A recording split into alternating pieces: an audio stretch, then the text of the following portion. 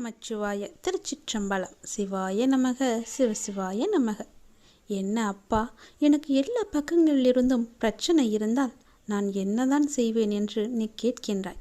எல்லாவற்றையும் தவிர்த்துவிட்டு ஒதுங்கிக் கொள்ள நினைத்தால் பிரச்சனைகள் தீராது. விட்டு வைத்த வினைகள் மீண்டும் வந்து சேரும்போது எல்லாம் ஒரே நேரத்தில் நடப்பது போல தோன்றும். கடமைகளை தவிர்க்காமல் ஒவ்வொன்றாக செய்து வா.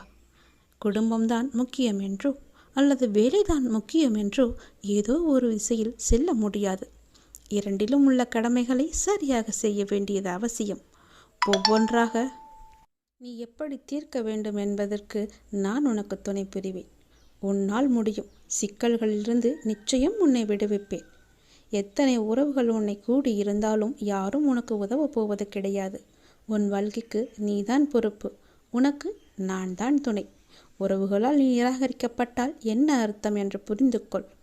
அவர்கள் நீ ஒதுக்கியே வைத்து வாழ பழகிக்கொள். உனக்கான 3 முக்கியமான அறிவுரைகளை சொல்கிறேன். முதலில் ஒரு சேமிப்பு நீ தனியாக தொடங்கு. குறைந்த அளவை ஆனாலும் அந்த சேமிப்பில் சேமித்து கொண்டே நீ வா. ஒரு முக்கியமான காரணத்திற்காக அது உனக்கு பயன்பட போகிறது. அதுவரை உன் சேமிப்பு அதில் தொடரட்டும். அந்த நேரத்தில் அது உனக்கு பயன்படும். இரண்டாவது, முடிந்தவரை தனித்து இரு. கொஞ்சம் மௌனம் பழகு. மூன்றாவது, அறிவுரை என்பது அவசியமற்ற வார்த்தைகளை பயன்படுத்தக்கூடாது. யாருடைய மனமும் உன் வார்த்தைகளால் காயப்படாமல் நீ பார்த்துக்கொள். இந்த 3 அறிவுரைகளை பின்பற்றி நீ வா. எல்லாவற்றிற்கும் ஒரு காரணம் உண்டு. அந்த உண்மைக்கு அவ்வளவு நிம்மதியை தரும் சக்தி இருக்கிறது. அதை நீ மறந்து விடாதே. பொய்யை சொல்லி இன்று தப்பித்து விடலாம். நாளை நிச்சயமாகவே காலம் காட்டிக் கொடுக்கும். அதனால் உண்மையாகவே இருங்கள். நாக்கில் வருவது எப்போதுமே உண்மையான பேச்சாக மட்டுமே இருக்கட்டும். நான் உங்களிடம் வருகிறேன். ஒருவர் தனது இறை பக்தியில் முழுமையும் வலிமையும் அடைந்த பின்னர் அவருக்கு பக்தியானது முத்திவிட்டது என கூறுவதும் வழமையே. எனவே முழுமை முதிர்ச்சி அடைந்த நிலையே முக்தி என்று சொல்வார்கள். முதிர்ந்த பழம் முதிர்ந்துவிடும். முதிர்ந்த உயிர் இறந்துவிடும். எடுத்த காரியத்தை நீ பாதியில் விடாதே. செய்வதை திருந்தச் செய் என்ற உபதேசம் அனைவருக்குமே பொருந்தும். குருவை அடைந்து மரியாதையுடன் கற்றுக்கொள். கற்றதை மனனம் செய்து உருவேற்றிக்கொள் என்பது எல்லா மாணவர்களுக்குமே பொருந்தும். தொழில்நுட்பத்தை தெரிந்து கொள்ள முனையும் மற்றவர்களுக்குமே உரிய உபதேசம்தான் இது. எதற்காக எனக்கு சொல்கிறேன் என்று கேட்டதை, நீங்கள் ஆசைப்படுவதெல்லாம் கிடைக்காமல் இருப்பது உங்களை ஒரு சிறந்த வாழ்க்கைக்கு கொண்டு செல்வதற்காகவே இருக்கும் என்பதை நம்பு. முடிந்தவரை உங்கள் வேலையை நீங்கள் சிறப்பாக செய்து விடுங்கள். யாரிடமும் உங்கள் வேலையை ஒப்படைக்காதீர்கள். உங்களுக்கு கிடைக்க வேண்டிய அங்கீகாரம் தானாகவே கிடைக்கும். நேரத்தையும் வாய்ப்பையும் ஒருபோதுமே வீணடிக்காதே. அந்த தவறுக்கு எந்த காரியம் செய்தாலும் பரிகாரமாகாது. போன நேரமும் திரும்ப வராது. யாருக்காகவும் நேரம் காத்திருக்காது. பொறுத்துக்கொள். நீங்கள் செய்யும் ஒவ்வொரு நல்ல காரியமும் அதற்கான நன்மைகளை காலம் கடந்தாவது அழைத்து கொண்டு உங்களிடம் வந்து சேர்க்கும். வெற்றி என்ற முகத்துடன் உங்களிடம் வந்து சேரும். நீ நிராகரிப்புகளை எல்லாம் கண்டு நெஞ்சு உடையக்கூடாது. உன்னை யாராவது தூக்கி எறிகிறார்கள் என்றால் இறைவன் உன்னை மேலே தூக்கி விடுகிறான் என்று அர்த்தம். அதனால் நீ பயப்படாதே. தூக்கி எறிந்தவர்கள் போகட்டும். நான் உன்னை தூக்கி விடுகிறேன். தூக்கி எறிந்தவர்களை பற்றியே நீ கவலைப்பட்டு கொண்டிருக்காதே. எதிர்பார்த்து ஏமாற்றங்கள் மட்டும்தான் கிடைக்கும். என் வாழ்வில் அற்புதங்களை நிகழ்த்துவேன் என்று நீ நம்பிக்கையுடன் காத்திருக்கிறாய் அல்லவா? உன் தந்தை நிச்சயமாகவே உன் வாழ்வில் அற்புதங்களை நிகழ்த்தப் போகிறேன். சில நேரங்களில் நீங்கள் செய்யக்கூடிய செயல்களை எல்லாம் சிந்திக்க வேண்டாம், கற்பனை செய்ய வேண்டாம். அது ஆச்சரியப்படுவதற்கில்லை. எல்லாவற்றையும் சிறப்பாக செயல்படும் என்று மூச்சு விடுங்கள். நம்பிக்கை வைத்திருங்கள். நான் அப்பா, என்னுடைய அப்பா சிறப்பாக அதை முடித்து தருவார் என்ற நம்பிக்கையோடு நீங்கள் காத்திருங்கள். நான் அவர் மீது வைத்திருந்த நம்பிக்கையும் பக்தியும் பொறுமையும் தன்னம்பிக்கையும் அவர் எனக்கு நிச்சயம் அதற்கான பலனை தருவார் என்று நம்புங்கள். நீ வைத்த நம்பிக்கைக்கு நிச்சயமாகவே நான் கைமாறு செய்வேன். உன் மனதில் எந்த சலனமும் இல்லாமல் இருக்கிறாய். நான் உனது பாவ மூட்டையை தூக்கி நான் சுமக்கிறேன். நீ கவலைப்படாதே. எல்லாவற்றையுமே நானே பார்த்து கொள்கிறேன். நீ எப்பொழுதும் போல சந்தோஷமாக இரு. நீ இப்போது உன் மனதில் ஏகப்பட்ட குழப்பங்களுடன் பதற்றத்துடனும் இருக்கின்றாய். வீணான கவலைகளை உன் மனதில் வைத்து கொண்டிருக்கிறாய். உன் மனமானது, உன் இதயமானது துடித்துடிப்புடன் காணப்படுகிறது. எதற்காக? வீணாக எதற்காக இந்த கவலை? ஏன் இந்த குழப்பம்? எதற்காக இந்த பதற்றம்? ஏன் இந்த துடித்துடிப்பு? நீ முதலில் அனைத்தையுமே விட்டுவிடு. உன் வேலைகளை பார்த்து கொண்டிரு. போகிற போக்கிலேயே போய்கொண்டிரு. எதையும் நீ தூக்கி சுமந்து கொண்டிருக்காதே. அதை முதலில் மறப்பதற்கு என்ன செய்ய வேண்டுமோ அதை செய். உன்னுடைய மனம் அதிலேயே லயித்து இல்லாமல் வேறு பக்கம் திருப்பு. அப்போதுதான் அவற்றை பற்றி எண்ணம் உன் மனதில் இழுக்காமல் இருக்கும். நான் உனக்காக அவதரித்தவன். நான் இருக்கும்போது எதற்காக நீ கவலைப்படுகிறாய்? உன்னை நல்லபடியாக உயர்த்த உனக்காக பாடுபட்டு கொண்டு நான் இங்கே இருக்கிறேன்.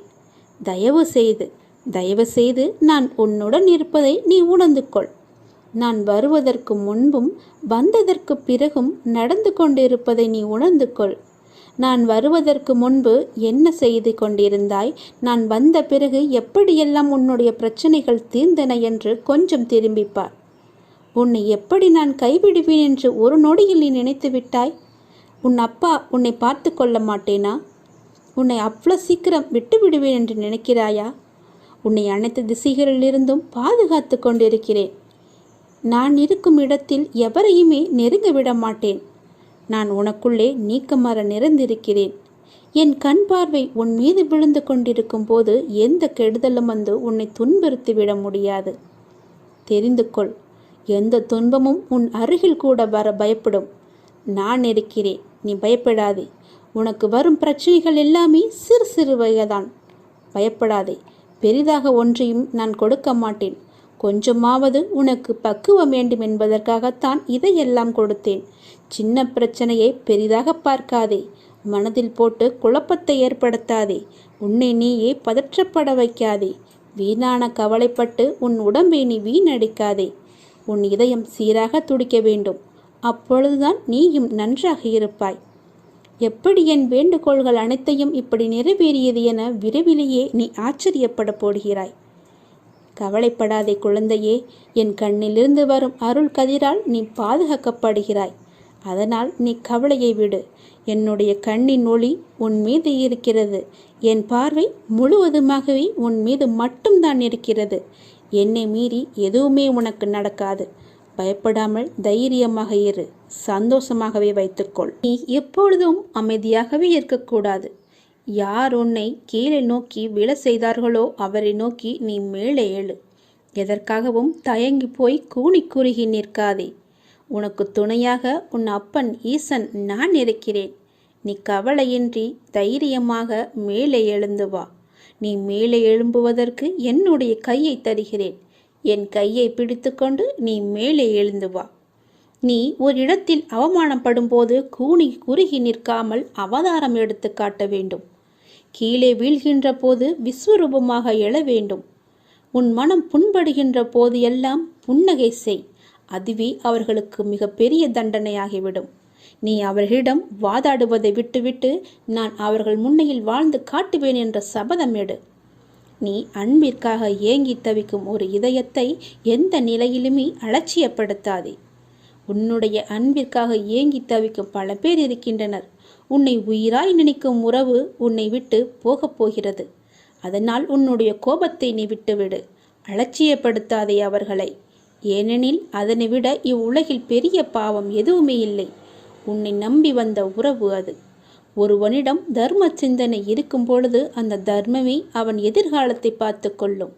ஏனென்றால் ஒரு மனிதன் என்ன பிரார்த்தனை செய்தாலும், எத்தனை மந்திரங்கள் உரியேற்றினாலும், எத்தனை அபிஷேகங்கள் யாகங்கள் செய்தாலும் கூட அவனிடம் உதவும் குணம் இல்லை என்றால் இறையருளை பெற முடியாது. ஒரு மனிதன் இறையருளை பெற வேண்டுமென்றால், ஏன் இறை நம்பிக்கை இல்லாவிட்டாலும் கூட பரவாயில்லை, தர்ம குணமும் பிறருக்கு உதவும் குணமும் இருந்துவிட்டால் போதும். இவன் இறைவனை தேடி போக வேண்டியதில்லை. அந்த இறைவனை இவரை தேடி வந்து விடுவார். இவன் இல்லம் நோக்கி வந்து விடுவார். எவன் அதிக அளவு தர்மம் செய்கிறானோ அவனிடம் இறையே வந்து கையேந்தும். அந்த அளவுக்கு தானத்திற்கு அவ்வளவு ஒரு மகிமை. பக்தினி, நீ இப்போது ஏன் குழம்பி போயிருக்கிறாய்? உனக்கு என்ன வர வேண்டும்? உனக்கு ஆரோக்கியம், பொருளாதாரம், மன நிம்மதி எதுவாக இருந்தாலும் என்னிடம் கேள், நான் உனக்கு தருகிறேன். நீ யாரிடமும் போய் கையேந்த வேண்டாம். நீ கவலைப்படாதே. யாரிடமும் கையேந்தும் நிலைப்படி நான் உன்னை வைக்க மாட்டேன். உன்னுடைய எல்லா பிரச்சனைகளுமே நான் தீர்த்து விடுகிறேன். என்னை நம்பு, என்னை முழுவதுமாக நம்பு. ஒரு முறையாவது, தினமும் ஒரு முறையாவது என்னுடைய பெயரை சொல்லி என்னை கூப்பிடு. உன் குழப்பங்களுக்கு எல்லாவற்றிற்குமே நான் விடை தருகிறேன். உனக்கு என்ன வர வேண்டும் கேள், நான் உனக்கு தருகிறேன். எடுத்துக்கொள், சந்தோஷமாக வாழு. எல்லாவற்றையுமே சிவனிடம் ஒப்படைத்து விடுங்கள். ஓம் நமச்சிவாய என்ற மந்திரமே உன்னுடைய வாழ்வின் தந்திரம் என்பதை மறந்து விடாதே. முதலில் கஷ்டத்தை வெளியே சொல்லாதே. நீ காலனை தேடிச் செல்லாதே. கவலைகளை மனதில் கொள்ளாதே. கற்பத்தில் உயிரை கொள்ளாதே. கண்டதை உணவாக உண்ணாதே. கண்டவர்கள் மனதை கில்லாதே. காசுக்காக தன் மானத்தை இழக்காதே. கலங்கி யாரிடமும் நிற்காதே. கள்ளமுள்ளோரை கண்டு திரும்பாதே. கற்பனையில் மூழ்கி ஏங்காதே. கால் போன போக்கிலே போகாதே. கர்மத்தை கையில் ஏந்தாதே. காலம் கடந்து பெருமூச்சு வாங்காதே. கடவுள் மீது ஒருபோதும் பழி போடாதே. நான் சொல்வது எல்லாம் விளங்குகிறதா? உன்னுடைய கஷ்டத்தை முதலில் நீ வெளியே சொல்லக்கூடாது. காலனை தேடி செல்லக்கூடாது. தானாகவே வரட்டும் என்று விடு. கவலைகளை மனதிலேயே கொள்ளாதே. கற்பத்திலேயே ஒரு உயிரை கொல்லக்கூடாது. அது மிக பெரிய பாவம். கண்டதையும் உணவாக உண்ணாதே. உன்னுடைய வயிற்றுக்கு எது பொருந்துமோ அதை மட்டுமே உண்ணு. கண்டவர்கள் மனதை கில்லாதே. அடுத்தவர்களுடைய மனதை புண்படுத்தாதே. காசுக்காக உன்னுடைய தன்மானத்தை நீ இழக்கக்கூடாது. தன்மானம் முக்கியம். நீ யாரிடமும் போய் கலங்கி நிற்காதே. எனக்கு யாரும் இல்லை என்று சொல்லாதே. கள்ளமுள்ளோரை கண்டு திரும்பாதே. அதாவது வஞ்சக எண்ணம் உள்ளோரை கண்டால் நீ உடனே திரும்பி வந்துவிடு. அவர்கள் முகத்தை கூட பார்க்காதே. கற்பனையிலேயே மூழ்கி ஏங்காதே. பேராசைப்படக்கூடாது என்கிறார். கால் போன போக்கிலே போகாதே. எங்கு வேண்டுமானாலும் போகலாம். கால் போன போக்கில் போனால் செல்ற இடம் கூட தெரியாது. கர்மத்தை கையில் ஏந்தாதே. நல்லதை மட்டுமே செய். உன் கர்மா எல்லாமே அழிந்துவிடும். காலம் கடந்து பெருமூச்சு வாங்காதே. நேரம் உள்ள போதே தூற்றிக்கொள். நேரம் போனால் பிறகு கிடைக்காது. நேரம் மிக அற்புதமானது, திரும்பி வராது. கடவுள் மீது ஒருபோதும் பழி போடாதே. யான் கேட்டு என் கடவுள் எனக்கு செய்யவில்லை என்று அவரை நீ திட்டாதே. அவருக்கு தெரியும் உனக்கு எப்போது எப்படி செய்ய வேண்டும் என்று. கடவுளுக்கு தெரியும். அவருக்கு தெரியாமலையா நீ வந்தாய்? கடவுள் மீது ஒருபோதுமே பழி போடும் எண்ணத்தை விட்டுவிடு. அவன் அப்பா எல்லாவற்றையுமே பார்த்து கொள்வார் என்ற நம்பிக்கையோடு இரு. நீ நினைத்த செயல் விரைவிலேயே என் ஆசையுடன் நடக்கப் போகிறது. உன்னை சரியான நேரத்தில் நான் கரம் குழித்து இழுத்து வந்து விட்டேன். நீ பயப்படாதே. எல்லாமே என்னுடைய ஆசைப்படியே நடக்கும். வாழ்வில் நடைமுறையில் உள்ள சில விஷயங்களை யதார்த்தமாக நீ புரிந்து கொண்டால் இன்பத்தையும் துன்பத்தையும் சமநிலையில் ஏற்கலாம். நீ முயற்றுப்பார். என் துணையோடு எல்லாவற்றையுமே போராடிப்பார். போராட்டமே இல்லாத வாழ்க்கை இங்கு யாருக்குமே அமைவதில்லை. போராட்டத்தை சந்திக்காத எந்த உயிரும் இந்த பூமியில் வாழ முடியாது. தெரிந்து கொள். பிறந்தது முதல் இறப்பது வரை போராட்டம் இருந்து கொண்டுதான் இருக்கிறது. பிறந்த குழந்தை கூட அழுகை என்னும் சத்தம் செய்துதான் தன்னுடைய தேவைகளை பூர்த்தி செய்கிறது. போராட்டத்தில் பிறந்து போராட்டத்தில் வளர்ந்து போராட்டத்தில் மடிவதுதான் வாழ்க்கை. இன்று மனிதன் போராட்டம் இல்லாத வாழ்க்கை வாழ ஆசைப்படுகின்றான். அதைத்தான் விரும்புகின்றான். வாழ்க்கையில் தங்கள் குறிக்கோளை நிலைநிறுத்தி கொள்ள ஒவ்வொரு மனிதனும் இவ்வுலகில் போராட வேண்டியிருக்கிறது. பூந்தோட்டத்தில் ஒவ்வொரு நாளும் புது புது மலர்கள் பூப்பதுண்டு. ஆனால் அவை நிலைப்பது இல்லை. அது நியதியும் இல்லை. அதுபோலத்தான் வாழ்க்கை என்னும் பூந்தோட்டத்தில் ஒவ்வொரு நாளும் புது புது மலர்களாக பூத்து கொண்டிருக்கிறோம். எவ்வாறு பூந்தோட்டத்தில் மலர்ந்த ஒரு பூ நிலைப்பது இல்லையோ அது போலத்தான் வாழ்க்கையும். போராட்டங்கள் இல்லாமல் வாழ்வில் எதுவுமே வெற்றி பெற முடியாது. போராட்டம் இல்லை என்றால் வாழ்க்கை உப்புச்சப்பு இல்லாமல் போய்விடும். வாழ்க்கையில் உங்களுக்கு அழுவதற்கு 100 காரணங்கள் இருந்தாலும் சிரிப்பதற்கு என்னிடம் 1000 காரணங்கள் இருக்கிறது என்று வாழ்ந்து காட்டு. சரியான நேர்மையான வாழ்க்கை பயணப்பாதை முட்கள் நிறைந்த கரடுமுரடான பாதைத்தான். இப்பாதையில் முட்களாகவும் கரடுமுரடான கற்களாகவும் பிறரின் அவமான பேச்சுக்களும் பழிச்சொற்களும் நியாயமில்லாத விமர்சனங்களும் தான் நிறைந்திருக்கும். அதை நீ தெரிந்து கொள். வாழ்க்கை என்பது அவ்வளவு சுலபமல்ல. களையில்லாத தோட்டமில்லை, அதுபோலத்தான் போராட்டம் இல்லாத வாழ்க்கையும் இல்லை. வாழ்க்கை அழகானதாக மாற்றிக்கொள்வது உன்னுடைய கையில்தான் இருக்கிறது. எல்லோருடைய வாழ்விலும் இன்பம் துன்பம் என்று எல்லாமே கலந்துதான் இருக்கும். நாம் அவற்றை எப்படி எடுத்துக்கொள்கிறோம் என்பதுதான் மிக முக்கியம். ஆசையை குறைத்து கொள்ள வேண்டும். மனநிறைவு இருந்தாலே போதும். உன்னுடைய வாழ்வில் மகிழ்ச்சி தானாக நிலைத்து நிற்கும். போராட்டம் இருந்தாலும் கூட யாரும் வாழ்க்கையை வெறுப்பதில்லை. போராட்டங்களை எல்லாம் ஏற்றுக்கொள்ளவும் நமக்கு ஏற்றதாக மாற்றிக்கொள்ளவும் பழகினாலே போதும். வாழ்க்கை பூந்தோட்டமாக மாறிவிடும். உங்களின் வாழ்வில் நல்லது நடக்க வேண்டுமென்றால் நான் சொல்வதை பின்பற்றுங்கள். நீங்கள் எப்படிப்பட்ட பாதையில் பயணம் செய்தாலும் உங்கள் நற்சிந்தனையாலும் நற்செயல்களாலும் மலரும் புதிய பயனுள்ள மலர்களால் பாதையை நிரப்புங்கள். உங்கள் வாழ்வு இனிதாக அமையும். நீங்கள் வாழ வாருங்கள். என்னுடைய ஆசையுடன் நீங்கள் போராட்டத்தில் குதிக்க தயாராக இருங்கள். என் துணை உனக்கு உண்டு. வாழும் ஒவ்வொரு நிமிடமும் இறை சிந்தனையுடன் இருங்கள். இறை சிந்தனை உள்ள பொழுது விழிப்புணர்வுடன் ஒவ்வொரு செயலையுமே நன்றாக துல்லியமாக எந்த குறையும் இல்லாமல் செய்ய முடியும். விழிப்புணர்வுடன் நீங்கள் செய்யும் எந்த செயலும் தவறாவதற்கு வாய்ப்பே கிடையாது. விழிப்புணர்வுடன் செய்யும் செயல்கள் நிச்சயம் ஒரு நாள் வெற்றியை தரும். உங்களுக்கு கிடைக்கும் வெற்றிக்கும் தோல்விக்கும் நிச்சயமாக ஒரு காரணம் இருக்கும். இரண்டையும் ஒன்றாக எடுத்துக்கொள்ள நீங்கள் முயற்சி செய்யுங்கள். வெற்றிக்காக மட்டும் செயல்களை செய்யக்கூடாது. ஒவ்வொரு செயலையும் இறைவனுக்காக நீங்கள் செய்யுங்கள். உங்களை படைத்த கடவுளுக்காக செய்யுங்கள். எந்த ஒரு எதிர்பலனையும் பார்க்காமல் எதிர்பாராமல் எதிர்பார்ப்புகள் இன்றி நீங்கள் செய்யும் ஒவ்வொரு செயலுமே அந்த இறைவனை போய் சேரும். உங்களுடைய புண்ணிய கணக்கில் சேரும். அதற்கு நிச்சயமாக பல மடங்கு பலன்கள் உங்களை தேடி தானாக வந்து சேரும். ஒவ்வொரு நாளின் முடிவிலும் நீங்கள் இறைவனுக்கு நன்றி சொல்ல பழகுங்கள். கண்டிப்பாக அன்றைய நாளில் நன்றி சொல்வதற்கு என்று ஏதேனும் ஒன்று நடந்திருக்கும். அதை நினைத்து இறைவனுக்கு நீங்கள் நன்றி சொல்லுங்கள். விடியும் பொழுது இறைவனின் ஆசியுடன் தொடங்குங்கள். முடியும் இரவும், அதாவது அன்றைய நாளின் முடிவும் இரவும் நன்றி சொல்லி உறங்குங்கள். மறுநாள் காலை உங்களுக்கு நல்ல நாளாகவே அமையும். இன்று எங்களுக்கு அமைத்து கொடுத்ததற்கு மிகவும் நன்றி இறைவா என்று இறைவனுக்கு நீங்கள் நன்றி சொல்லுங்கள். ஒவ்வொரு நாளின் தொடக்கத்திலும் இறைவன் மீது முழு நம்பிக்கையுடன் நீங்கள் தொடங்கி பாருங்கள். உங்கள் வாழ்வு எப்படி இருக்கிறது, அன்றைய நாள் எப்படி அமைந்திருக்கிறது என்று தானாகவே தெரிய வரும்.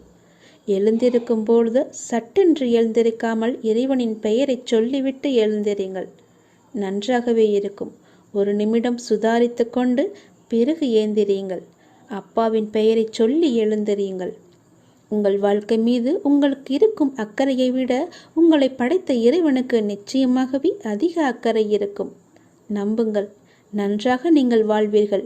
இதனை உணர்ந்தால் இறைபலமும் மனோபலமும் உங்களிடம் அதிகரிக்கும் தானாகவே. இறைவனின் அருளும் ஆசியும் உங்களிடம் நிறைந்திருக்கும் முழுவதுமாகவே. எப்போதும் இறைவனின் அருளோடும் ஆசியோடும் நாம் தொடங்கும் நாள் வெற்றி நாளாகவே நமக்கு அமையும்.